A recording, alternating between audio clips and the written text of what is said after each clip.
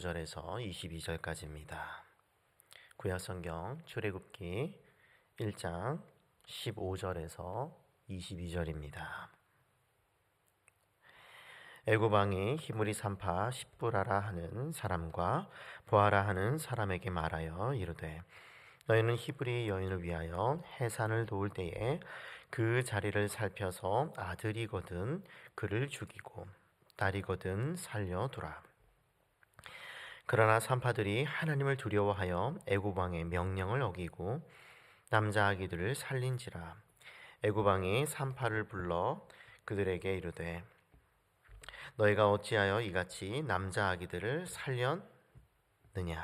산파가 바로에게 대답하되 히브리 여인은 애굽 여인과 같지 아니하고 건장하여 산파가 그들에게 이르기 전에 해산하였더이다 하매 하나님이 그 산파들에게 은혜를 베푸시니 그 백성은 번성하고 매우 강해지니라. 그 산파들은 하나님을 경외하였으므로 하나님이 그들의 집안을 흥왕하게 하신지라. 그러므로 바로가 그의 모든 백성에게 명령하여 이르되 아들이 태어나거든 너희는 그를 나일강에 던지고 딸이거든 살려두라 하였더라. 아멘. 출애굽의 역사를 우리가 새롭게 출발하고 또 살펴보고 있습니다. 하나님께서 애굽에 있는 이제 당신의 백성들을 어떻게 보살피시는지, 또 이후에 어떻게 또 구원해 가시는지 그 놀라운 역사를 우리는 보게 될 것입니다. 오늘은 특별히 출애굽이 있기 이전에 이스라엘 백성들이 당하고 있는 고난, 역경, 고통 속에서 하나님께서 어떻게 은혜를 베푸시는지 역경 속에 나타난 하나님의 은혜에 관한 말씀을 함께 나누려고 합니다. 먼저 15절에서 16절과 또 22절의 말씀을 보니까 이 장면 속에 등장하는 죽이려는 자로서 바로 왕이 등장하게 되죠. 애굽의 최고의 통치자 바로 왕.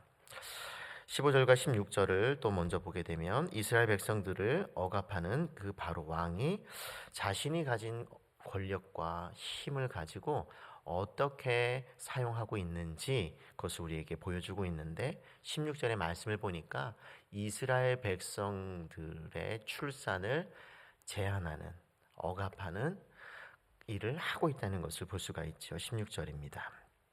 너희는 히브리 여인을 위하여 해산을 도울 때에 그 자리를 살펴서 아들이거든 그를 죽이고 딸이거든 살려두라. 히브리 산파들에게 딸은 살리고 아들은 죽이라고 명령하고 있습니다. 자신의 권력을 이처럼 사람을 죽이는데 사용하고 있는 모습을 특별히 우리가 보게 됩니다.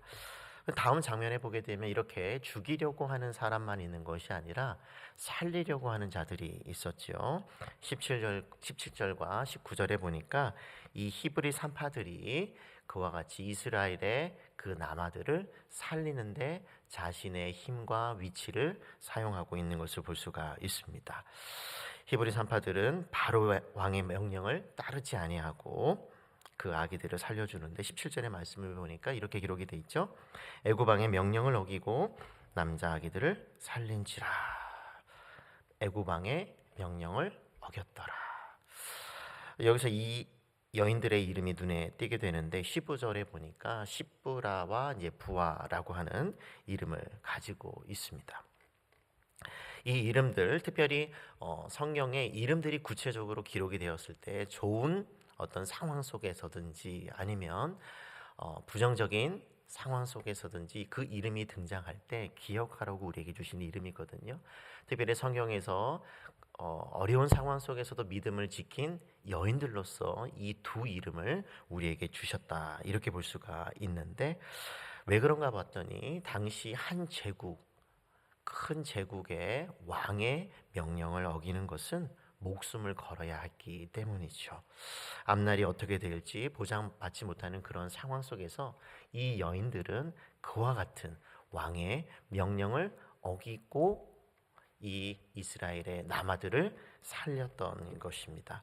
그렇다면 그 이유가 무엇이었을까? 성경은 그것에 대해서 우리에게 분명히 말씀해 주고 있는데, 그러나 산파들이 하나님을 두려워하여, 하나님을 두려워하여 그렇게 했다는 것이죠.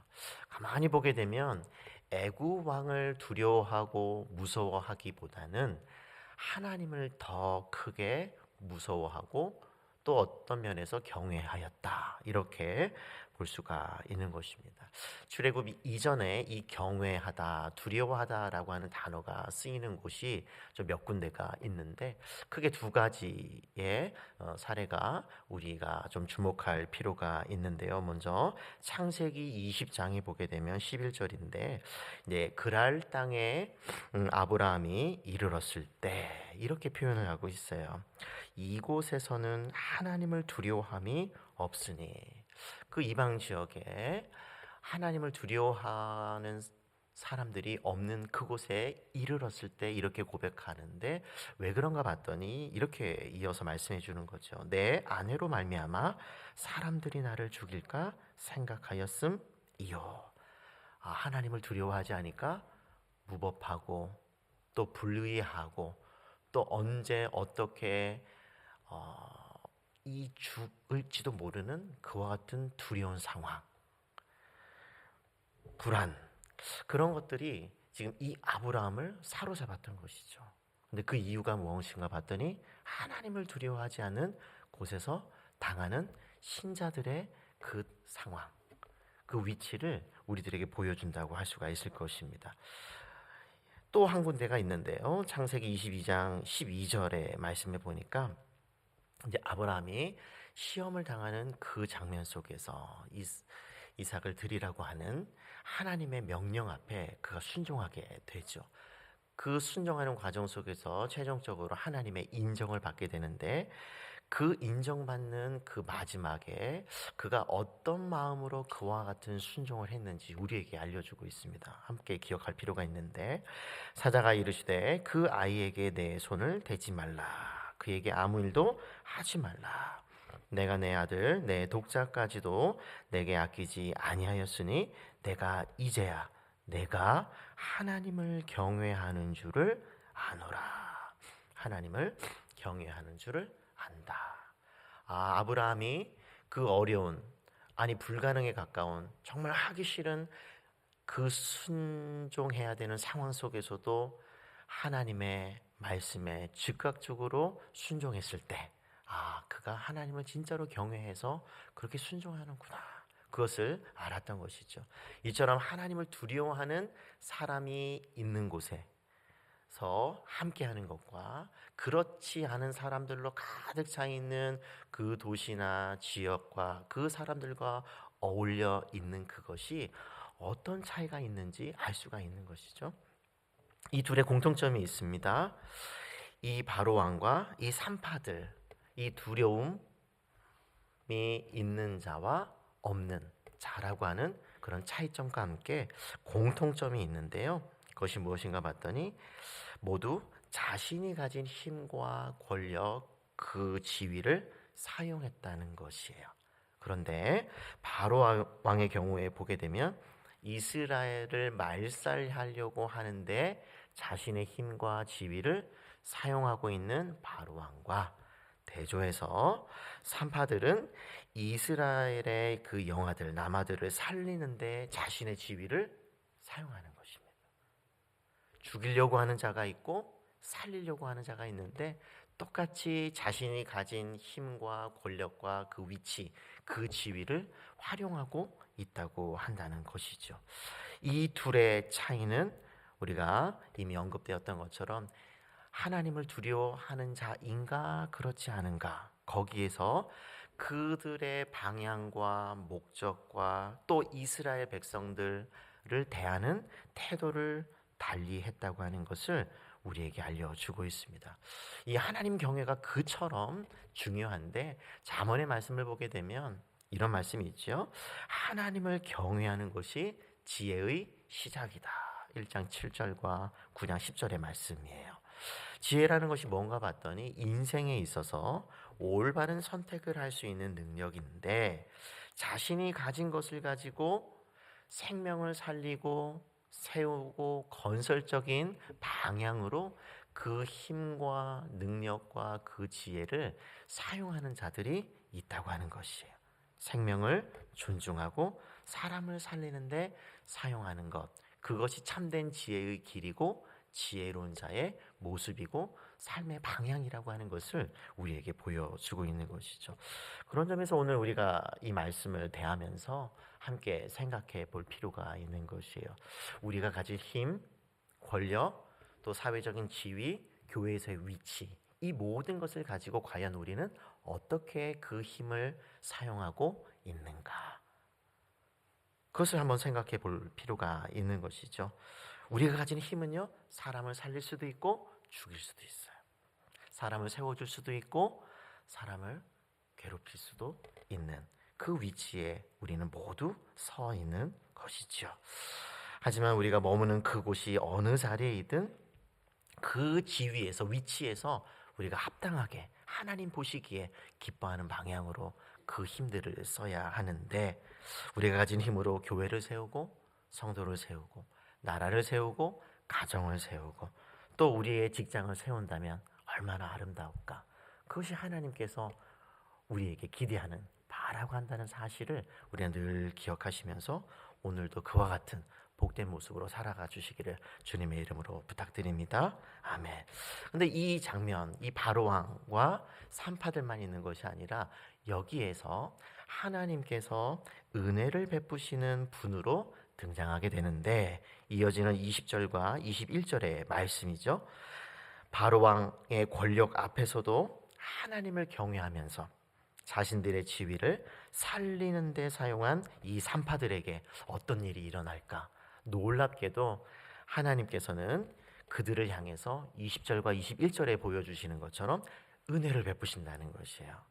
그 은혜로운 기록이 얼마나 아름다운지 우리 20절 말씀인데 우리 한번 같이 읽어볼까요? 시작. 하나님이 그 산파들에게 은혜를 베푸시니 그 백성은 번성하고 매우 강해지니라. 하나님께서 그 산파들에게 무엇을 베풀었다고요? 은혜를 베풀어 주셨다. 잘 되게 해주셨다는 것이에요. 참 이 말씀을 읽으면 그런 위험 앞에서도 목숨을 걸고 하나님의 뜻, 하나님께서 생명을 존중하시고 만드신 것을 지키려고 했던 그 모습이 우리에게 참 도전으로 다가오는 것이죠. 맞아, 우리가 가진 힘을 그렇게 써야지, 그렇게 우리에게 결단하게 하기도 하는데, 이와 같은 말씀이 있기 때문에 우리가 힘을 낼 수가 있는 것입니다. 하나님께서 그들을 통해서, 근데 먼저 누가 혜택을 보냐면 그 백성이라고 하는 것은 이스라엘 백성들이죠. 그 산파들을 통해서 하나님께서 그 백성을 점점 번성케 하시고 또 강하게 하고 계시다는 것을 우리가 여기서 볼 수가 있는 것입니다. 근데 여기서 멈추지 않고 그 산파들에게 직접적으로 하나님께서 구체적으로 은혜를 베푸시는데, 그 내용이 21절입니다. 우리 같이 읽어볼까요? 시작. 하나님을 경외하였으므로 하나님이 그들의 집안을 흥왕하게 하신지라. 산파들은 하나님을 다시 한번 강조해 주죠. 그들이 그렇게 은혜를 받을 수밖에 없었던 이유가 뭔가, 다시 한번 쐐기를 받는 것이에요. 하나님을 경외하였기 때문에. 그로 말미암아 하나님께서 그들의 집안에 복을 주시는 것이에요. 이 말씀을 조금 더 생각해 보면 이 산파들은 자신의 지위를 활용해서 이스라엘 백성들의 생명을 보호했거든요. 그리고 이스라엘의 그 집, 하나님께서 세우신 그 집을 지켜주려고 노력을 했거든요. 그런데 하나님께서 그렇게 한 그 산파들에게 그들의 집을 세워주시고 잘되게 해주시고, 근데 심지어 바로 왕의 명령을 어긴 것에 대해서 심판을 당하지 않고 죽임을 당하지 않고 그들의 생명을 또한 보존해 주셨다는 것이에요. 그들이 누군가의 생명을 지켜주었는데 생명의 보호를 받는 거예요. 또 누군가의 집을 세워주려고 그렇게 노력을 했는데 자신들의 집이 세워지는 것이죠. 뿌린 대로 거두었던 모습이 여기서 드러나고 있는 것입니다. 아마 이들은 기대하지는 않았을 것이, 하나님께서 내가 이렇게 하면 나의 집이 세워지고 잘되고 내 생명도 보장받을 거야. 아마 그런 확신 가운데 하지는 않았을 것이에요. 그런데 결과로 보니 하나님께서 그들의 그런 결단을 기뻐 받으시고 그들의 생명을 보존해 주시고 그들의 집도 잘 되게 해주시는 은혜를 베푸셨다는 것이에요.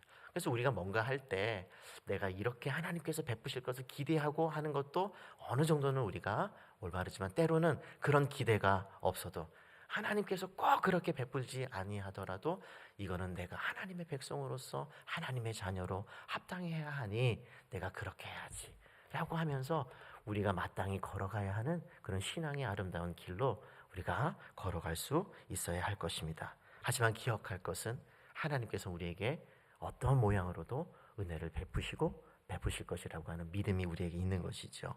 말씀을 정리하겠습니다. 이스라엘 백성들의 역사를 보게 되면 이렇게 어려운 상황 속에서도 하나님께서 은혜를 베푸시고 그런데 또 반대로 이런 은혜로운 상황 속에서도 그 악이 계속 되는 것을 우리는 또 보게 되는데요. 여전히 악의 그런 공격, 거세지는 그런 모습들이 우리에게 계속되는 말씀을 통해서 알게 됩니다. 특별히 우리가 마지막으로 22절에 보게 되면 이제 바로 왕이 자신의 억압 정책이 실패하자 더 큰 악한 계획으로 이스라엘을 말살하려고 하는데요. 우리 22절입니다. 그러므로 바로가 그의 모든 백성에게 명령하여 이르되 아들이 태어나거든 너희는 그를 나일강에 던지고 딸이거든 살려두라 하였더라. 악한 세상, 점점 악해져가는 이런 모습 속에서 하나님의 은혜를 받으며 살아가는 것, 그것이 얼마나 우리에게 필요한지를 우리에게 보여주는데, 근데 이 말씀을 통해서 또 한 가지는 우리가 하나님 앞에 온전히 서고 바르게 살아가고 생명을 존중하고 세워주는 그런 삶을 살려고 할 때 세상은 우리를 가만두지 않는다고 하는 것. 악한 세력들은 여전히 계속해서 더 큰 악으로 우리에게 다가와 우리를 공격할 수 있다고 하는 것을 또 우리에게 말해주고 있는 것이에요. 하나님의 은혜를 경험했지만 더 큰 악을 가지고 더 그들을 공격하려고 하는 이 모습 속에서 우리의 모습을 보게 되는 것이죠. 세상의 권력과 악한 법으로 억압해 올 때가 있다고 하는 것이에요.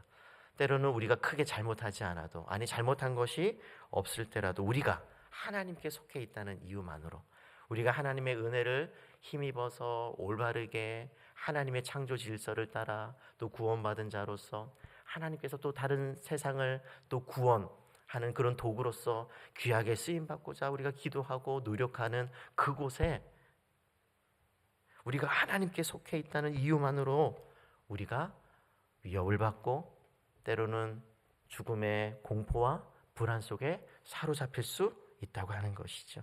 이것은 예수님께서 제자들에게 말씀하셨던 바와 동일한 말씀이라고 할 수 있습니다. 요한복음 15장 19절에 보니까 너희가 세상에 속하였으면 세상이 자기의 것을 사랑할 것이나 너희는 세상에 속한 자가 아니요 도리어 내가 너희를 세상에서 택하였기 때문에 세상이 너희를 미워하느니라. 그냥 우리가 예수님께 속해 있다는 이유만으로 미움을 받는다는 것이에요.